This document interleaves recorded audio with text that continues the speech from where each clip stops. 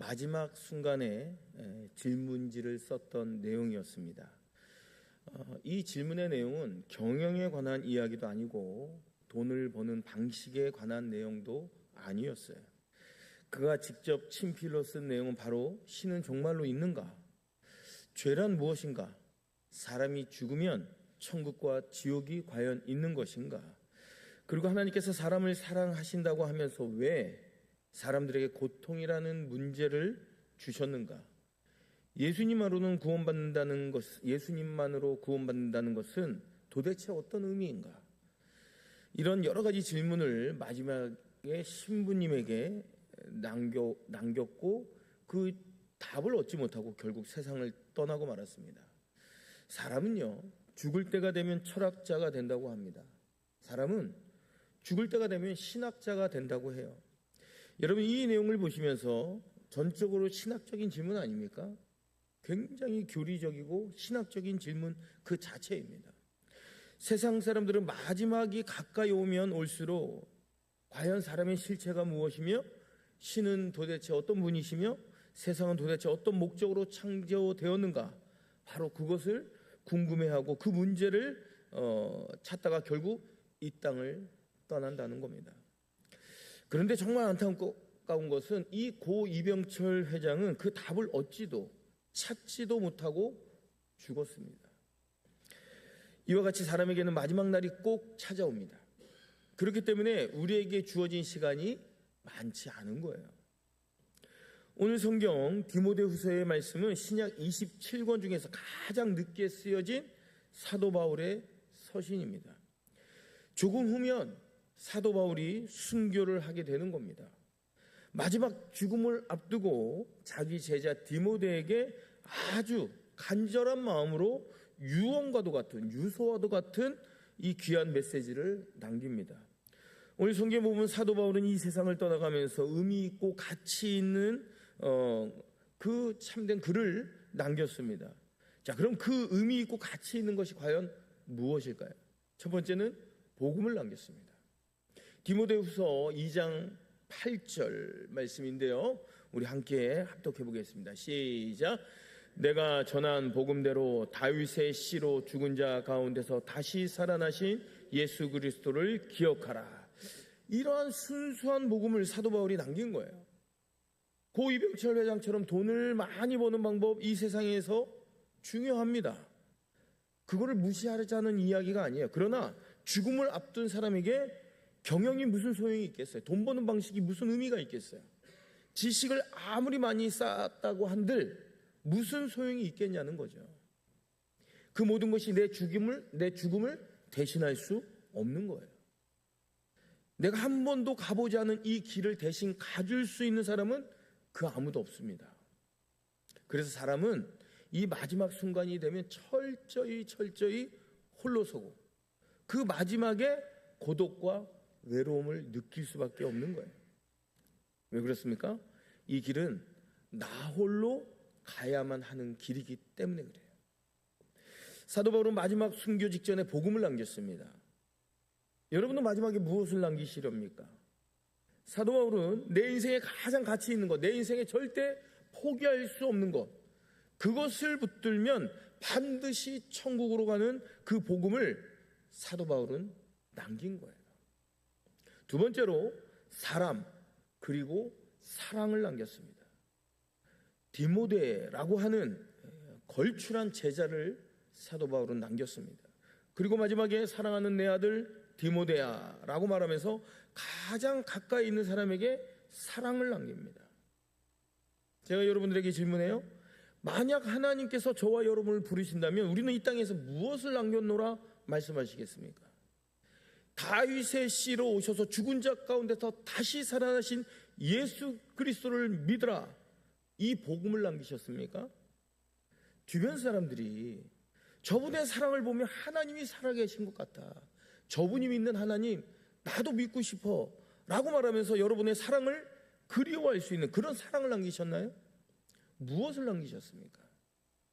오늘 말씀은 마지막 당부이자 사도 바울의 명령에 가까운 말씀입니다.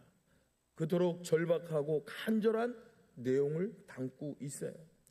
사도 바울의 마지막 이 오늘 성경의 말씀을 한마디로 요약하면 너는 복음과 말씀을 전파하라. 그리고 전도자로서 너의 직무를 다하라 라는 말씀입니다. 커다란 강가에 수많은 낚시꾼들이 모여서 물속에 낚싯대를 들이우고 있었습니다. 그런데 그들의 바구니에는 단 한 마리의 물고기도 없는 거예요. 그러면서 다들 투덜거리는 거죠. 오늘 왜 이렇게 물고기가 안 잡히지? 왜 이렇게 물고기가 없는 거야? 낚시꾼들은 서로 저마다 투덜거리기 시작합니다. 불평불만을 쏟아내기 시작해요. 그런데 한 청년이요, 자기가 갖고 있는 이 여왕에 물고기가 가득 채워져 있는 거예요. 그리고 그 사람이 그 사람들 사이를 지나갑니다. 그 청년은 한참 전부터 홀로 저 멀리 떨어진 곳에서 낚시하다가 몇 차례 자리를 옮기며 또 낚시하다가 또 자리를 옮기면서 낚시를 했어요. 물고기를 한 마리도 잡지 못한 사람들이 놀라면서 그 청년에게 물어봐요. 아, 도대체 자네는 어떻게 이렇게 많은 물고기를 잡을 수 있었는가? 그러자 그 청년은 대수롭지 않게 웃기만 합니다. 사람들은 더 궁금해졌어요. 아무도 물고기를 못 잡고 있는데 왜 자네만 이렇게 많이 잡는 거냐고. 그게 이유가 뭐냐고. 도대체 그 신비한 비결이 무엇이냐고 좀 가르쳐달라고 이야기를 합니다. 그래서 이 청년이 비결을 이렇게 말을 합니다. 뭐 별거 아닙니다. 기다리지 말고 찾아 나서는 것입니다. 이렇게 이야기를 했다는 거예요. 우리가 복음을 전파하고 직무자로서의 직무를 다 하려면 전도자의 마음가짐과 능동적인 자세로 찾아 나서야 할 줄로 믿습니다. 그냥 그 자리에 맹목적으로 기다리는 한 그 어떤 하나님의 역사도 일어날 수 없습니다. 여러분, 전도자의 관점이 뭐예요? 좀 더 멀리 보는 거예요. 하지만 지금 내 눈앞에 놓여 있는 문제가 더 커 보일 수 있어요. 더 어려워 보일 수 있어요. 더 커다란 장애물처럼 느껴질 수 있어요. 그러나 멀리 내다보시면서 나의 마지막을, 나의 종말을, 하나님의 심판을 우리가 생각해 보시는 겁니다. 내 눈앞에 놓여 있는 이 문제가 과연 커 보일 수 있을까요? 그 심판 앞에 내 앞에 놓여 있는 삶의 문제가 얼마나 커 보이겠어요? 그렇지 않다는 거죠. 그래서 오늘 상반절 1절 상반절 말씀 우리 합독해봐요. 시작.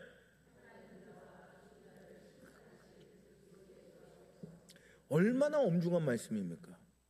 얼마나 전율을 느끼게 하고 떨리게 하는 말씀 아니에요? 너희에게 마지막이 있다. 하나님의 심판과 하나님의 진노가 있는 그 마지막 순간에 예수 그리스도 앞에서 너는 누구냐? 이것을 묻고 있는 거예요. 그 다음을 보시면요, 그가 나타나실 것과 예수님의 재림을 말씀해 주고 있어요. 이 땅에 심판으로 오실 예수 그리스도를 너희는 잊지 말라라는 겁니다. 여기엔 두 가지 이유가 있습니다. 첫째는 종말의 긴박성을 말씀해 주고 있어요. 예수님께서 언제 오실지 모릅니다. 또 한 가지는 내가 언제 죽을지, 내가 언제 죽어서 예수님께 갈지 모릅니다. 가장 확실한 것은요, 우리의 생각보다 우리는 빨리 죽을 거예요. 사람들은 천년만년 이 땅을 살 것처럼 생각을 합니다. 나의 일생을 가장 길게, 남들보다 더 오래 길게 살 거라고 착각합니다. 분명한 착각입니다. 성경은요, 살아있는 자와 죽은 자를 심판하실 예수 그리스도 앞에서 살아가라고, 내 앞에 항상 하나님의 심판과 종말이 긴박해 있다라는 사실을 잊지 말고 살아가라고 말씀해 주고 있어요. 바로 그것이 전도자의 관점이고, 이 전도자의 관점을 가지고 우리가 이 땅을 살아가야 함을 오늘 성경을 말씀해 주고 있는 거예요. 자, 두 번째 의미가 있습니다. 심판의 엄중함을 말씀해 주고 있어요. 지금은 기회가 있습니다.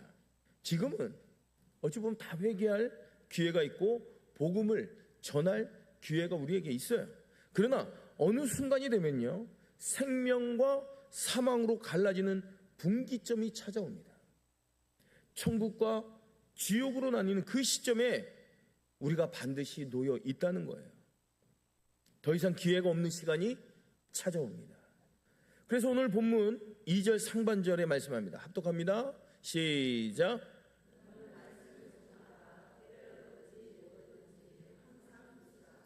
여기서 때를 얻든지 못 얻든지의 의미는 헬라어 원문을 살펴보면 이것은 준비가 되었든지 되지 못했든지 유리하든지 불리하든지라는 의미를 가지고 있어요. 즉 상대방이 지금 어떤 상황이든지 간에 라는 이 말보다는 우리가 유리한 상황이든지 불리한 상황이든지 그 어떠한 상황일지라도 말씀을 전하라 라는 겁니다. 우리는 우리의 상황이 좋아지면, 내 삶이 조금은 안정되면, 내 삶이 좀 더 윤택하면 그제서야 주의 말씀을 전하겠노라 라고 이야기를 해요. 그러나 만약에 이런 마음을 가진다면 평생 하나님의 말씀을 전할 수 있어요? 없어요? 없습니다. 때를 얻으면 때를 얻어서 전파하고, 때를 얻지 못하면 기회를 만들어서라도 전파하라는 거예요. 전도는요, 여유 있고 평안할 때 하는 게 아닙니다. 오히려 긴박한 종말론을 생각하셔야 돼요. 나에게 남겨진 시간이 얼마 남지 않았다. 이제는 나에게 더 이상 기회가 없다. 나에게 주어진 시간을 가장 가치 있고 의미 있게 사용하고 싶다 라는 이 절박한 마음을 가질 때 고 이병철 회장과 같은 질문을 쓰게 되는 거예요. 나는 내 앞에 오랜 기간 동안의 삶이 남아있다. 만약에 나는 얼마든지 오래 살 것이다, 나는 여기서 장수할 것이다 라고 생각하는 사람들은 이런 질문을 쓰지 않습니다. 오히려 돈을 버는 법, 경영하는 법, 나의 필요를 충족하며 여가를 즐기는 그 인생을 아마 내 삶의 가장 우선순위로 여길 거예요. 그러나 내 앞에 하나님의 심판과 내 인생의 종말이, 나의 죽음이 임박해 있다 라는 고백하는 사람은요, 경영에 대한 말할 시간이 없는 거예요. 신은 존재하는가? 지옥은 정말 있는가? 예수 그리스도의 대속의 의미는 과연 무엇인가? 이것을 고민하고 이 답을 얻으려고 노력한다는 거예요. 2차 세계대전이 끝날 때쯤 독일 지도자 중 마틴 리뮬러라는 목사님이 계셨어요. 이 목사님이, 마틴 리뮬러 목사님이 전쟁 책임 백서라는 유명한 책을 썼습니다. 이 리뮬러 목사님은요, 히틀러에게 항거하다가 투옥되어서 8년간 옥고를 치루었습니다. 엄청난 고생을 한 거죠. 감옥 안에서 살다가 어느 날 갑자기 이제 꿈을 꿨어요. 하나님의 심판대가 있는데 자기가 그곳을 향해서 걸어가고 있더랍니다. 하여튼 예수 믿는 사람, 예수 믿지 않는 사람, 모든 사람들이 그 심판대를 지나가야 되는 거예요. 근데 본인 차례가 되었어요. 본인은 주님의 종이니까 나의 믿음과 신앙이 있었기 때문에 하나님 앞에서 무사히 통과했답니다. 그런데 자기가 통과하면서 뒤에서 들리는 소리가 들린 거예요. 어떤 소리가 들렸어요? 내용이. 그 내용은 뒤에 있는 사람과 하나님 사이에 나누는 대화였대요. 근데 하나님께서 뒤에 있는 사람에게 이렇게 말씀을 합니다. 너는 왜 예수를 믿지 않았느냐? 근데 이 뒤에 있는 사람이 이렇게 대답을 하는 거예요. 하나님, 어느 누구도 저에게 예수 믿으라고 말하는 사람이 없어서 저는 예수를 믿지 못했습니다. 그때 리뮬러 목사님의 뒤통수가 화끈거리면서 머리가 삐죽쓰고 온몸에 소름이 돋았답니다. 왜 그럴까요? 나에게 복음을 전하는 사람이 없어서 나는 예수를 믿지 못했습니다. 예수 믿을 기회가 없었습니다 라고 말하는 그 사람이 그토록 본인이 증오하고 미워하고 항거했던 히틀러였던 거예요. 히틀러의 목소리였습니다. 너무너무 놀라서 뒤로 확 돌아봤답니다. 그때 하나님의 눈과 리뮬러의 눈이 딱 마주쳤대요. 이때 하나님께서 리뮬러 목사님에게 이런 말씀을 하셨답니다. 히틀러가 이렇게 된 것은 너의 책임이다. 저항하느라 너는 옥고를 치루었지만 그의 영혼을 위해서 진지하게 단 한 번만이라도 기도해 본 적이 있느냐? 그 영혼에게 네가 믿는 예수님이 메시아라고 전하고 싶은 그 열망이 단 한 번만이라도 있었느냐? 하나님이 물으셨답니다. 사랑하는 성도 여러분, 우리에게는 시간이 얼마 남지 않았습니다. 꼭 기억하십시오. 우리가 심장마비로 쓰러지면 골든타임이 4분이라고 하지 않습니까? 이 4분 안에 심폐소생술을 하지 않으면 결국 뇌사 상태에 빠지고 때로는 죽게 되는 거예요. 우리 인생도 마찬가지입니다. 우리 인생에 골든 타임이 있어요. 우리에게 시간이 얼마 남지 않았다니까요. 죽어가는 영혼을 지켜만 보고 계시겠습니까? 달려가서 죽어가는 영혼을 살려야 할 줄로 믿습니다. 자, 그러면 전도자가 전해야 할 내용이 무엇일까요? 자, 오늘 성경 1절을 보니까 하나님의 나라를 두고 엄히 명령한다 라고 성경은 말씀해 주고 있어요. 우리가 전하는 내용, 말씀의 내용이 하나님 나라 복음이어야 한다는 거예요. 긴박성만 있어서는 안 되는 겁니다. 심판대 엄중함만 있어서도 안 돼요. 우리가 전하는 복음에는 바른 복음, 하나님 나라가 선포되어야 할 줄로 믿습니다. 오늘 성경 3절 말씀 우리 함께 자막을 보고 합독합니다. 시작.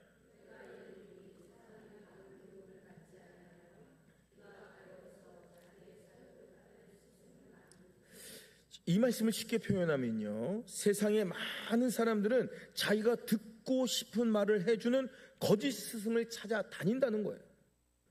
놀랍지 않아요? 자기의 야망과 자기의 욕망을 채워줄 이 거짓 스승이 거짓되었다는 것을 알면서도 불구하고 그 스승을 초청한다는 거예요. 그래서 우리가 전도할 때 우리가 주로 쓰는 말이 뭐예요? 예수 믿으면 복 받습니다. 이런 말 많이 써요. 그러면 질문해 볼게요. 이 복이 도대체 무엇입니까? 혹시 사람들에게 이런 말을 하는 것 아닐까요? 예수님을 통하여 예수님을 사용하면 당신이 원하는 것을 다 얻어내실 수 있습니다. 혹시 이런 말 하는 건 아닐까요? 여러분, 이건 거짓된 잘못된 복음입니다. 생각해 보세요. 예수님을 통해서 얻어지는 치유가 있고 예수님을 통해서 얻어지는 부유함도 분명히 있어요. 그러나 예수님을 통해서 일어나는 기적과 신비가 복이라고 성경 그 어디에도 말씀한 적이 없습니다. 오히려 예수님 자체가 복이에요. 예수님만이 나의 주인이 되었을 때 그게 우리 인생 가운데 가장 큰 복인 줄로 믿습니다. 우리가 이 땅을 살아가면서 예수님을 내 인생의 주인으로 삼으면 놀라운 역사가 일어나요. 그것은 하나님이 나를 사용하여 주신다는 사실입니다. 내가 하나님을 사용하는 게 아닙니다. 하나님이 나를 사용하여 주시는 거예요. 내가 하나님을 기도로 움직이는 게 아닙니다. 하나님이 나를 움직여 주시는 거예요. 하나님이 나를 움직여 주셔서 하나님의 뜻을 이루고 하나님의 역사를 나를 통해서 이루어 가신다는 거예요. 나는 하나님의 도구로 쓰임 받는다는 거예요. 이게 바로 가치 있고 의미 있는 인생인 줄로 믿습니다. 그래서 고 이병철 회장은 마지막 순간에 그 고민을 가지고 있었던 거예요. 내 힘으로, 내 노력으로, 내 능력으로 이 엄청난 기업을, 삼성이라는 대그룹을 일구었어요. 대한민국의 가장 큰 기업을 일구었지만 나의 노력이, 나의 열심이 정말로 의미가 있는 것인가? 내가 죽은 후에도 이것이 과연 가치가 있는 것인가? 이것을 묻고 있었던 거예요. 사람들은요, 열심히 살면 의미가 있다고 착각합니다. 미안하지만 그렇지 않아요. 사회학자 자크 엘룰이라는 사람이 하나님이냐 돈이냐라는 책을 썼어요.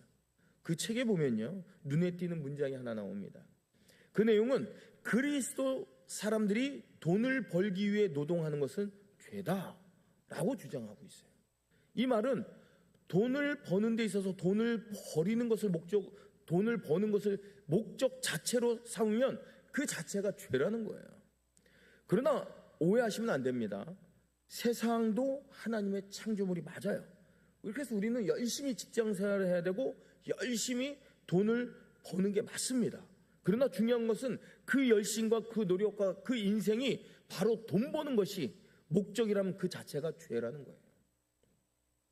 열심히 한다고 해서 인정받는 게 아니라는 거죠. 목적이 분명해야 합니다. 우리 인간을 창조하신 분은 바로 하나님이십니다. 하나님이 우리를 향한 분명한 목적이 있다는 거예요. 그 목적에 맞게 그 목적을 이루고 그 말씀대로 살아갈 때 우리의 마지막 순간에 너의 인생은 의미가 있었노라. 너의 인생은 내 옆에서 참으로 가치가 있었노라. 하나님께 칭찬받고 인정받게 될 줄로 믿습니다. 자, 그러면 하나님 나라의 복음이 무엇일까요?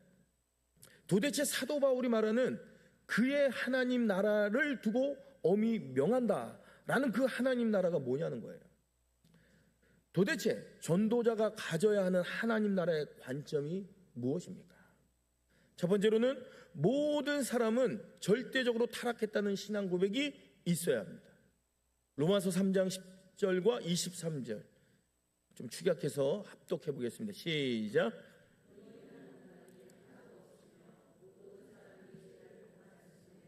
하나님의 영광에 이르지 못하더니 모든 사람이 전적으로 타락했다라는 거예요. 과학 문명이 이만큼 발전하고 성장하였음에도 불구하고 여러분, 세상이 과연 선해졌습니까? 2차 세계대전 아니면 2000년 전보다 문명이 이렇게 발전했잖아요. 그러면 사람들의 마음, 사람들의 심령이 더 부드러워지고 더 깨끗해지고 더 아름다워졌습니까? 저는 그렇게 보지 않아요.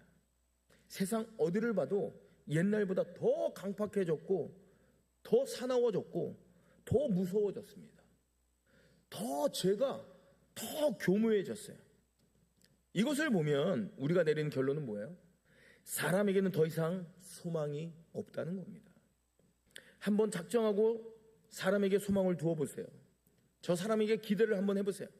그러면 실망이 엄청나게 커질 거예요. 그래서 우리는 하나님 앞에 늘 고백하셔야 합니다. 하나님, 저는 하나님 앞에 구제불능한 사람입니다. 전적으로 타락했습니다. 내 힘으로 도저히 구제될 수 없는 사람입니다. 그렇기 때문에 하나님께 소망을 두고 하나님만 의지하고 하나님 나라를 바라보겠습니다. 하나님 앞에 늘 고백해야 할 줄로 믿습니다. 하나님 나라의 관점 두 번째는요, 하나님의 진노와 심판이 점점 나의 삶 가운데 다가오고 있다는 거예요.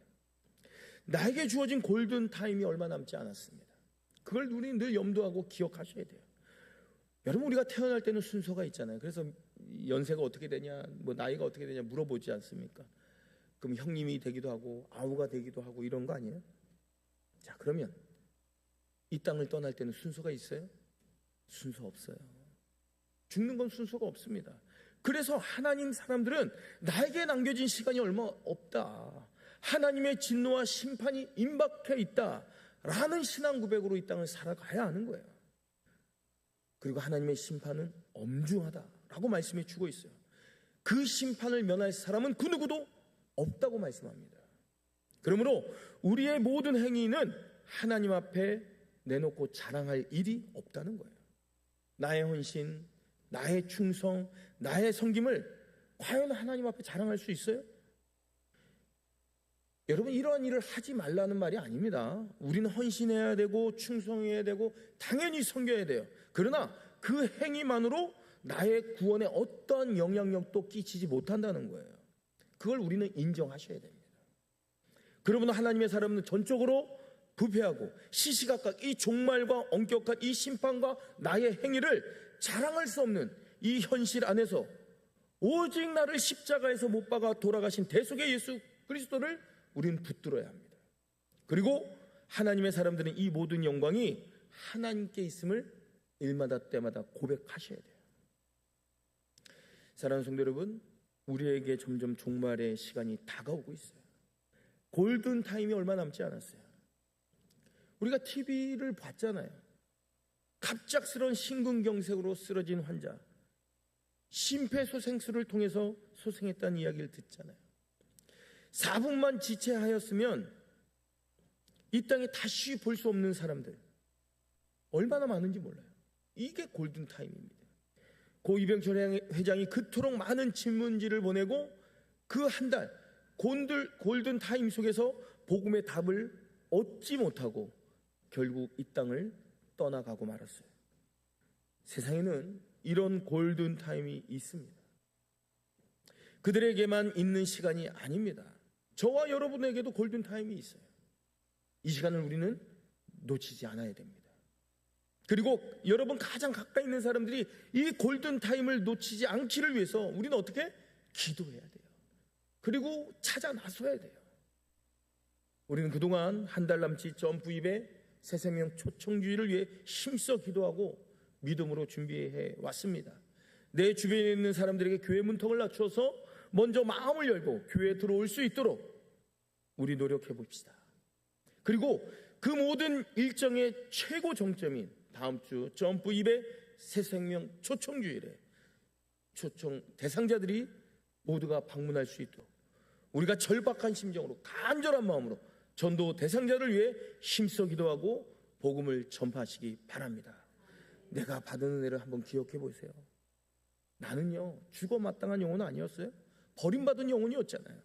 하나님의 그 크신 사랑, 그 극진하신 사랑으로 말미암아 그 크신 은혜로 말미암아 우리가 이 자리, 이 위치에 있는 줄로 믿습니다.